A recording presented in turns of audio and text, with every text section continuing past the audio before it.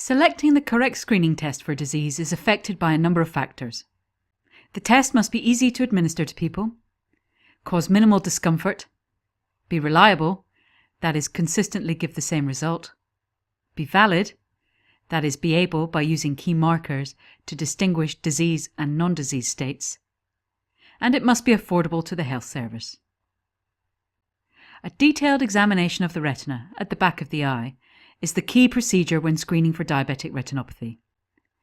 Various examination methods are available, from ophthalmoscopy to digital retinal imaging, with or without pupil dilation. Whichever examination method is selected, screeners must be able to find all cases of retinopathy correctly without causing unnecessary anxiety to the person being screened.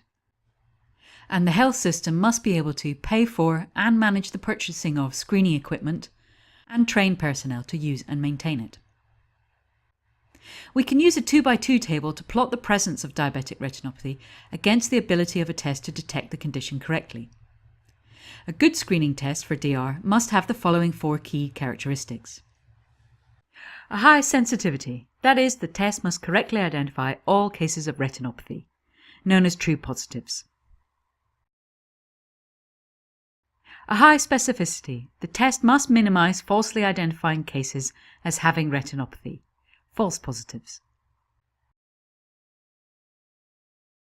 The test must also have a high positive predictive value, ensuring a high probability that each person with a positive screening test truly has retinopathy. And finally, the test must achieve high coverage, so that everyone at risk of retinopathy, i.e. people with diabetes, is tested. Let's look at a hypothetical example to understand why these characteristics are important. In our population of 100 people with diabetes, 10 have retinopathy. These are known as cases. If all 100 people are screened, we have achieved high coverage. The perfect screening test will correctly detect all 10 cases, 100% sensitivity, and identify all the remaining 90 people as being free of retinopathy, 100% specificity.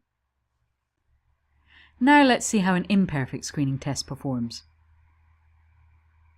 This time, even when we ensure everyone is tested, high coverage, the test is only able to pick up 7 out of 10 cases correctly. Sensitivity is only 70%.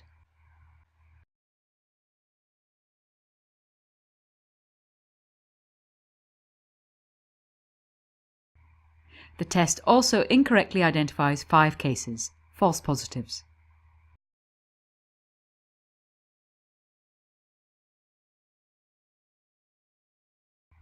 Only 85 out of the 90 people without retinopathy are correctly identified.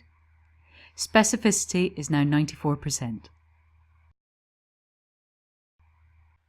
The predictive value of this screening test is low. Only 7 out of the 12 people, or 58%, identified by this test as having diabetic retinopathy actually have the disease. So this test is poor and not appropriate for scale-up for screening a real population of people with diabetes.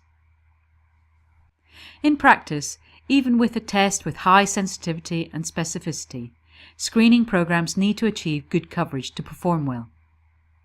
In our example here, if half the population is not screened, perhaps because of lack of resources, we will miss 4 cases who do not even get a chance to be detected.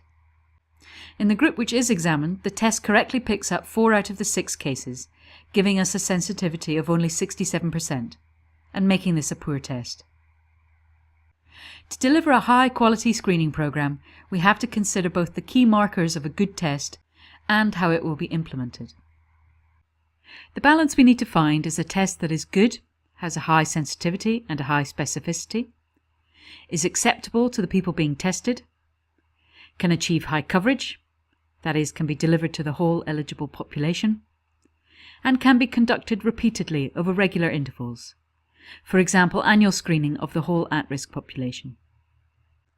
To achieve these requirements, investment and protocols must be put in place.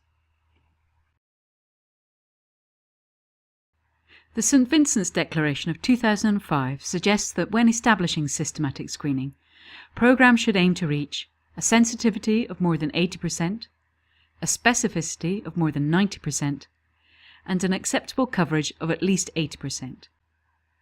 For example, the English National Screening Programme, which began in 2003, reached 82.8% of the population by 2016. The selected test of two-field mydriatic photography achieved a sensitivity of about 88% and a specificity of just over 86%, with 3.7% of images ungradable. As camera technology develops, these rates are likely to improve. To maintain good coverage, the English Screening Programme closely monitors acceptance of screening as part of its performance criteria. In summary, to be selected for a screening programme, screening tests should have a high sensitivity to correctly find all cases of diabetic retinopathy, have a high specificity to reduce overloading the system with false positives and causing unnecessary anxiety amongst people incorrectly identified as having diabetic retinopathy, and achieve high coverage to ensure everyone at risk is screened. The test also has to be acceptable to the people with diabetes being screened and affordable for the health provider.